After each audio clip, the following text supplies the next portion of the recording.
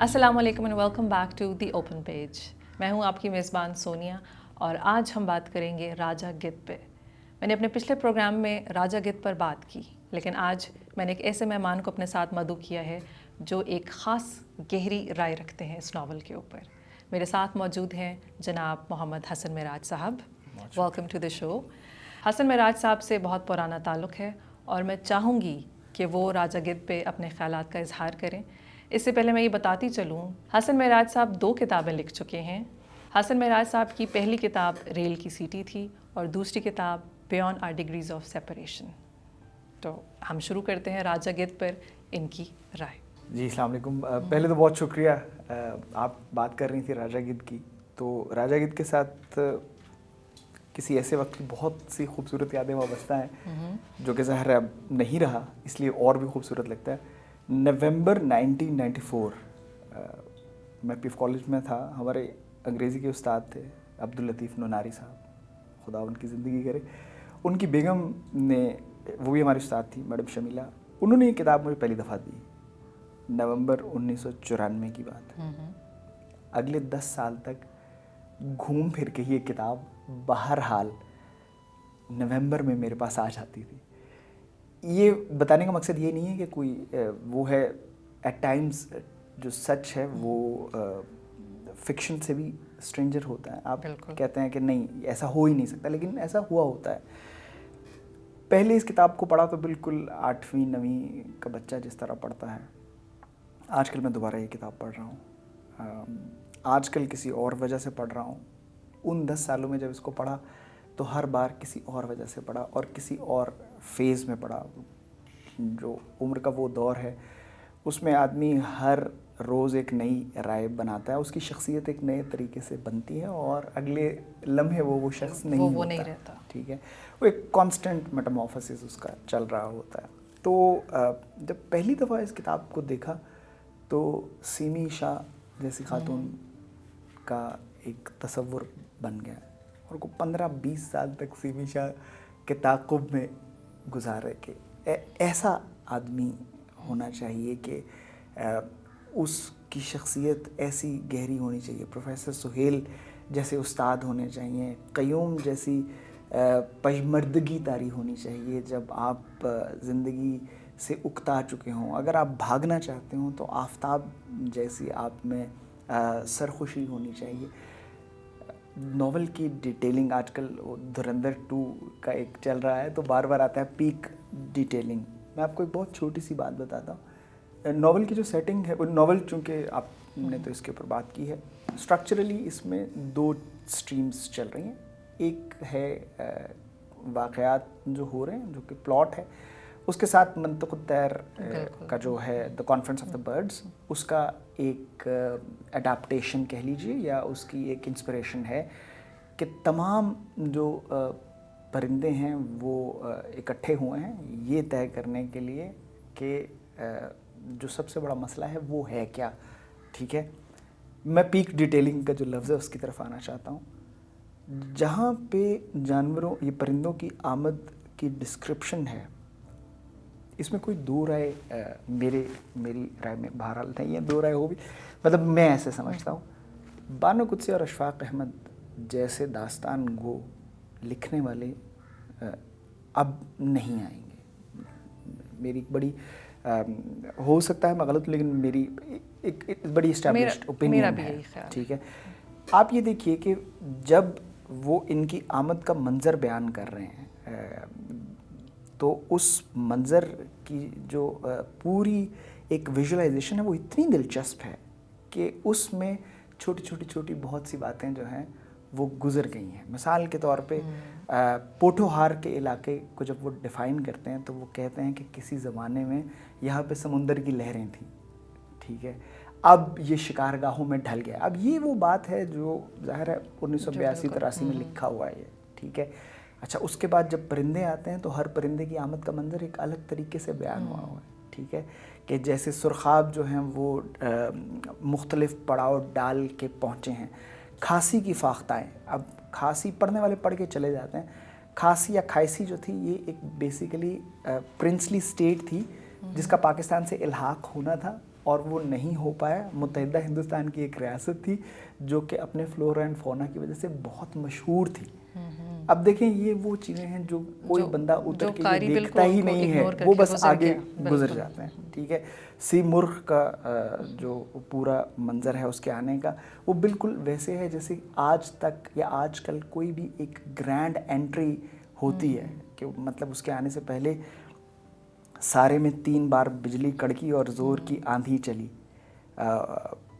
Phosphorus जैसी बत्ती बुझा के उसकी आमद का ऐलान किया गया। आई थिंक इस तरह की लाइंस हैं अराइवल के साथ। तो जी अराइवल के साथ। अब ये देखेंगे ये वो विजुअलाइजेशन, मतलब ये ज़ाहिर है ये एक किसी तख्लीकी जहन का कितना कमाल है, उसकी मेराज है कि वो ऐसी चीज़ लिख रहा है।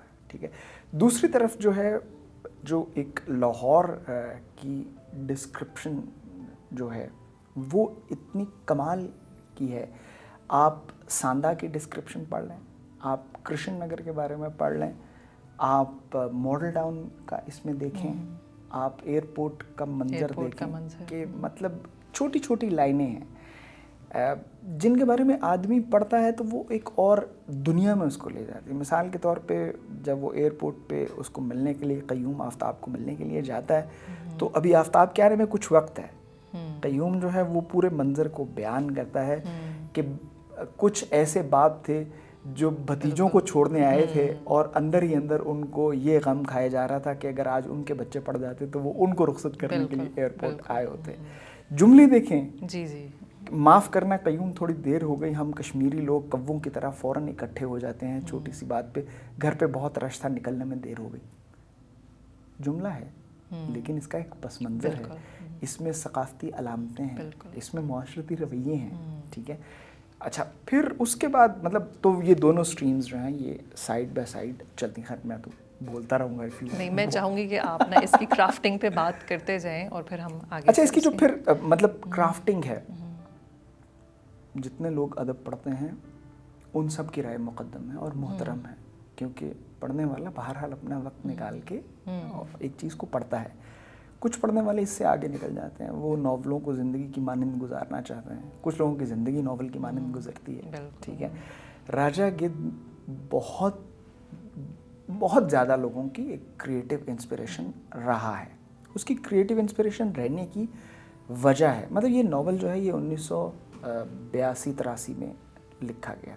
ठीक है, क्योंकि जिस वक्त ये लिखा गया ये वो दौर था कि पाकिस्तान एक इस्लामिक एक पीरियड से गुजर रहा था जिसमें मज़हब जो था वो बुनियादी तौर पे नैरेटिव्स को प्रिवेल कर रहा था। ठीक है, इस नॉवल के साथ एक ड्रॉबैक परसेप्शन की डोमेन में बात कर रहा हूँ, क्राफ्ट की डोमेन में नहीं बात कर रहा हूँ। वो ये लिया गया कि this novel is all about, बहुत से लोगों को ये लगता है ये सिर्फ हराम हलाल के बारे में।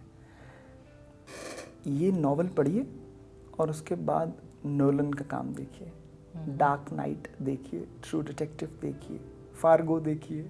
ठीक है, ताकि आपको ये समझ लगे कि जो सवाल उठाया जा रहा है वो क्या है। मेरे नज़दीक वो सवाल है कि पागलपन की क्या वजूहात, आदमी खुदकुशी क्यों करता है, मार्फत और दीवानगी में क्या फ़र्क है। ये सवाल जो है ये आप जब इसकी खोज में निकलते हैं तो आपको फिर दास्तानें पढ़नी पड़ती हैं फिर आप, क्योंकि ये आज का सवाल नहीं है, 1984 का सवाल नहीं है। ये आदमी के साथ जब से वो सांस ले रहा है, जब से उसने आंखें खोली हैं, तब से उसके साथ ये सवाल टिका हुआ है कि मैं यहाँ क्यों आया हूँ, मुझे कहाँ तक जाना है, मुझे कितनी रोशनी दरकार है, कितनी रोशनी मेरी आंखों को चुंधिया देगी, कितनी रोशनी इस काबिल होगी कि मैं अपने सामने की चीज़ें ठीक ठीक से देख सकूं। तो क्या आपको लगता है कि हम कभी इसके जवाब पे पहुंच सकते हैं? नहीं, इसके जवाब पे पहुंचना एम है ही नहीं। मुझे ऐसा लगता है कि the Joy is in the process. ठीक है, ये सारा मतलब वो फिर आप रिवर्ट करते हैं, मतलब सारी बात थी तजुर्बे की है। क्या आपको क़य्यूम पसंद होता अगर सीमी उसकी मोहब्बत में गिरफ्तार हो जाती? हरगिज़ नहीं। क़य्यूम नाकाम हुआ, वो उस मायूसी को, उस गहरे पीले रंग के हुज़्न को ले के वापस अपने गांव पलटता है। जब उसकी माँ उसको आवाज़ देती, वे क़य्यूम वे रोटी खा ला, नमाज खिन जाएगी काका, वो बताता है ना कि मेरी माँ कि चारपाई जो थी वो सूरज के साथ साथ सफ़र करते हुए दरख्त के नीचे चली जाती थी, जो पूरे उनके आंगन के। जी। आपको क्या एक सक्सेसफुल क़य्यूम पसंद होता? आपको कभी सक्सेसफुल क़य्यूम पसंद ना होता? आफ्ताब की नावल में एक एंट्री है, उसके बाद वो बहुत आखिर में आता है, उसका तज़किरा साथ रहता है, ठीक है। फिर जो डायलेक्टिकल डिबेट है, जो मतलब इसका ख़ासा है, नावल का काम सिर्फ ये नहीं होता कि आपने उठाया, उसको पढ़ा, एंटरटेन किया, आपका मनोरंजन हो गया, आपने नावल रखा, आप निकल गए।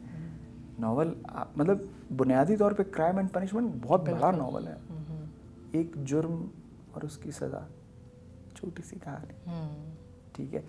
इसी तरह मतलब आप और भी बड़ा काम अगर आप देखेंगे तो आपको पता लगेगा, मतलब कहानी रुस्तम और सोहराब की कहानी क्या कहानी, एक मार्के की कहानी, तलवार उठानी है, बीवी के पास रहना है या फौज में शामिल होकर दूसरे मुल्क को फतह करने के लिए जाना है, ठीक है। ट्रोप्स तो वही हैं जो चली भी आ रही हैं, लेकिन एग्जैक्टली सारी बात वही उसको 7 बयान इटर्नल कैसे किया स्टोरीज गया। हैं, लेकिन उन स्टोरीज के दरमियान जो सवाल हो रहा है, मतलब जो प्रोफेसर सुहेल की क्लास है उसका जो मेकअप है जी। कि, और आप ये देखें कि मतलब ये अगर कोई हेमिंगवे का जितना भी काम है वो खूबसूरत आपको क्यों लगता है?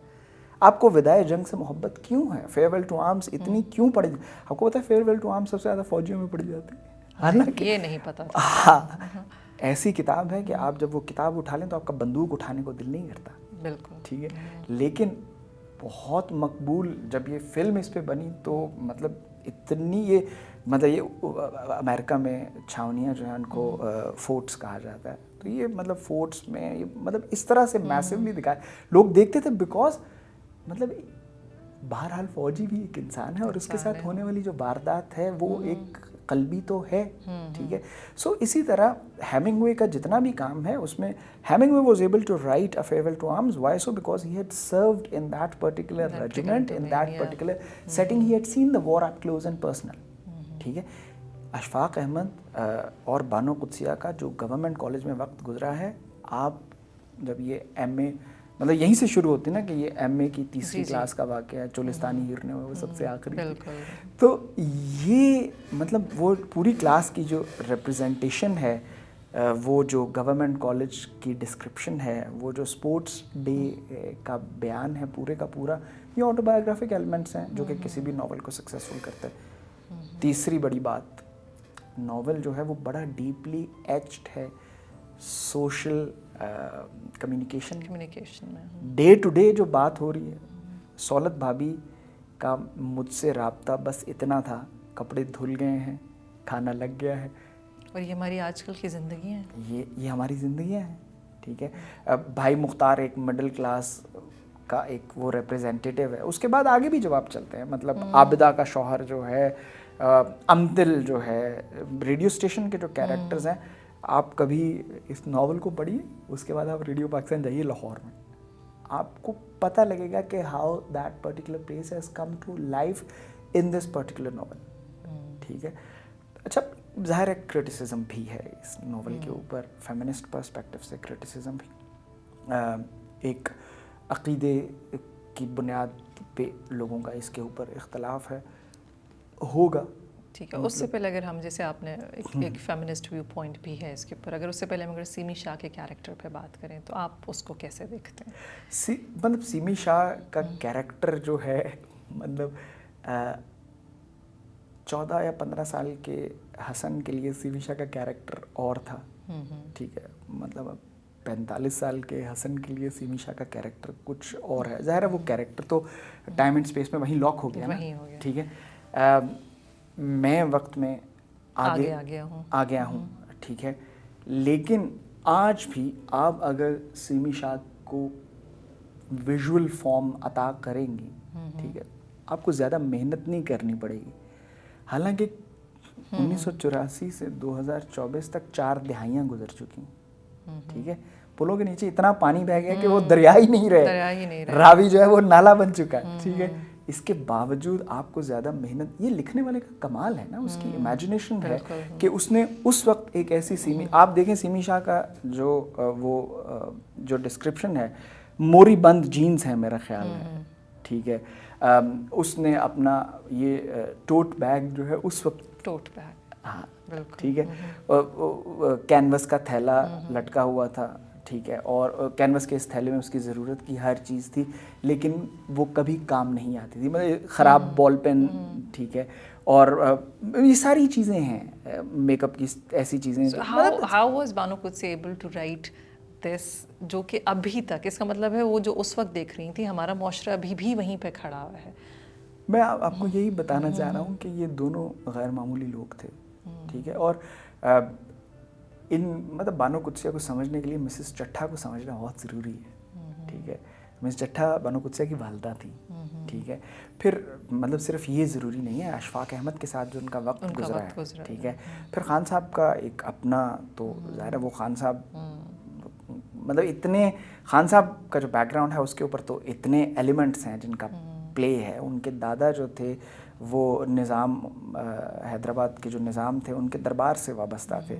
इनके जो वालिद थे वो तरन तारन के बहुत बड़े वेट थे, ठीक है। तो मतलब एक तरफ ज़ुबान की भरपूर फसाहत, मतलब घरों में असीलें काम करने वाली हैं, मतलब एक पूरी वो जो कोर्ट की डेलिकेसी या फिनेस है वो उनको अपने दादा की तरफ से पता लगता है, ठीक है। बाप की तरफ से पंजाब की जो फुल ग्लोरी है, याद रहे ये 1930-1940 का पंजाब है जिसमें अशफाक अहमद जो हैं वो अपनी उनकी ऑब्जर्वेशन जो है वो सब कुछ एब्जॉर्ब कर रही है। और ये मेरा ख्याल है कि पंजाब का एक तरह से गोल्डन दौर था कल्चरली, ठीक है। एफ्लुएंस जो थी वो आ गई थी।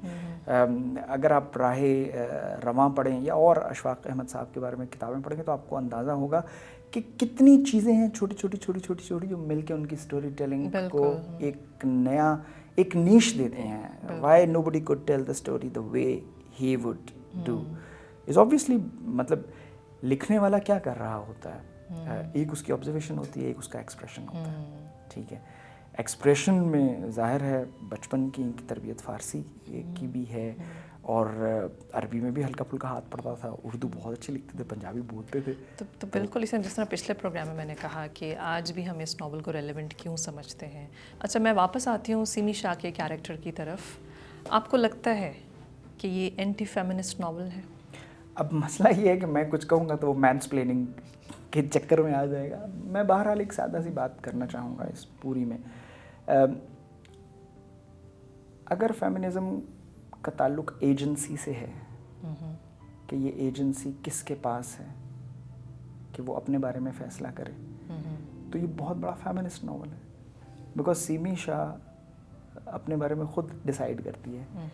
वो सारी औरतें जो क़य्यूम की ज़िंदगी में आ रही हैं, ठीक है, आबिदा ख़ुद फ़ैसला करती है। वो क़य्यूम से शादी की पहली रात वो कह देती है कि ये मेरा बैकग्राउंड है, this is how I want to proceed, ठीक है। अमतुल जो है वो भी खुद फैसले करती है, ठीक है। सिमी शाह खुद ही फैसले कर रही है। नावल जो है वो उसमें जो जितने भी ख़वातीन के किरदार हैं वो तमाम के तमाम पावरफुल हैं, वो डिप्राइव्ड नहीं हैं। सौलत भाभी की छोटी सी एंट्री है लेकिन she also calls the shot, ठीक है। तो लेकिन जब आप कहानी सुना रहे होते हैं तो आप उस कहानी को उस दौर में देखते हैं, फिर आप आज की अखलाकियात को 70 साल पुरानी चीज़ के ऊपर मंतबक करके देखेंगे तो मैं ये नहीं कह रहा कि 70 साल पहले होने वाली बात गलत थी या ठीक थी। मैं ये कह रहा हूँ कि आप किसी भी कंटेम्प्रेरी लेंस से उस वाक़े को आज के तनाजुर में देखना थोड़ा प्रॉब्लमेटिक हो सकता है, ठीक है। बट नावल है, एक मेरा ख़्याल है कि उर्दू ज़ुबान के चंद बड़े नावल्स में से। और इसका जो हराम हलाल का कॉन्सेप्ट है उस पर आपकी क्या राय है? हराम हलाल का जो कॉन्सेप्ट है, अब ज़ाहिर है ये चूँकि एक अक़ीदे से मुतल्लिक चीज़ है। बानो कुदसिया ने ये कहा है कि फ़र्द में दीवानगी जो है वो तब पैदा होती है जब वो हराम की तरफ जाता है, ठीक है। और इसको उन्होंने वो किया है, गिद्ध के साथ रिलेट किया है। आपका जहाँ तक मुझे याद पड़ता है इकोलॉजी और एनवायरमेंटल बिल्कुल। बैकग्राउंड है, ठीक है, आपको ये पता है कि अगर गिद्ध जो है वो फितरत का खातिर होगा, बिल्कुल। ठीक है, ये लाइन इस नॉवल में लिखी हुई बिल्कुल, है कि बिल्कुल। गिद्ध फितरत का, गिद्ध जो है वो ऑर्डेन्ड है, उसे हुक्म में, वो गिद्ध जो है बाद में अपने ठीक है, दिफा में ये हाँ, कहता है कि भाई मुझे तो बनाने I'm- वाले ने I'm ये कहा है wired कि तुम like ये this, खाओ, मैं बिल्कुल। अपनी मर्जी से नहीं खाता। आगे वो पूरा जो बयान है, हाँ मैं ये मानता हूँ कि चांद की कुछ रातों में मुझ पे ऐसी दीवानगी तारी हो जाती है कि मैं वीरानों में निकल जाता हूँ, चांद की तरफ परवास करता हूँ, मतलब ये सारा वो एक प्री ऑर्डेन्ड रीज़न को सर्व कर रहा है, ये उसकी अपनी विल नहीं है। मुझे ये आर्गुमेंट फ्लॉड लगता है, ठीक है, क्योंकि साथ ही डिस्कशन ये आती है कि हम वही हैं जो हम इंतखाब करते हम हैं। इंतखाब। फिर दूसरी बात ये है कि देखिए ज़िंदगी में मेरे एक उस्ताद हैं, वो कहा करते हैं कि you open the door, you go left, it's a different story, you go right, it's a different story, you can never know कि कौन सी स्टोरी जो थी वो कितनी कारआमद हो सकती थी। अब बटरफ्लाई इफेक्ट एक फिल्म है इस बारे में कि अगर आप दोबारा भी चला गए तो चॉइसेस जो आप जिन चीज़ों का इंतखाब करते हैं उनके नताइज निकलते हैं, वो आपकी आने वाली चीज़ों को एक नया मतलब एक पर्सपेक्टिव देती हैं, वो आपके डिसीजंस को शेप करती हैं। तो आदमी इंतखाब के मामले में बहुत आज़ाद होकर भी बहुत पाबंद है, ठीक है। दीवानगी का ताल्लुक हराम से जोड़ने का जो आर्गुमेंट है इस किताब में, बावजूद इसके कि मैं इस किताब से बेइंतहा मोहब्बत करता हूँ, मैं उससे इख्तलाफ करता हूँ। बट देन आई मीन मैं एक छोटी सी बात आपको बताता चलूँ, उसके बाद हम ख़त्म कर देंगे, काफ़ी हमने बात कर ली है इस बारे में।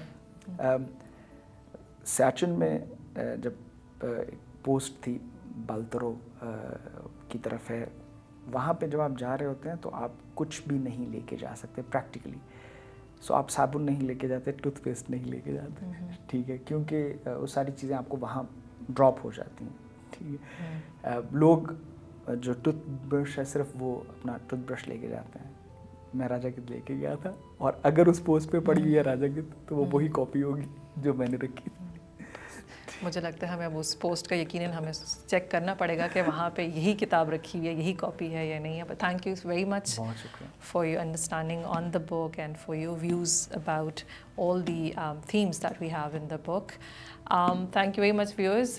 ये था हमारा राजा गिद्ध के ऊपर एक राय, क्योंकि हमारा प्रोग्राम है दी ओपन पेज, जिसमें हर सफ़े के साथ हम एक नई सोच खोलते हैं। इसी तरह हमारे पास नई आवाज़ें आती जाएंगी और हमारे पास नए ज़ाविये एक ही किताब के बारे में या मुख्तलिफ़ किताबों के बारे में आते रहेंगे। So the page remains open.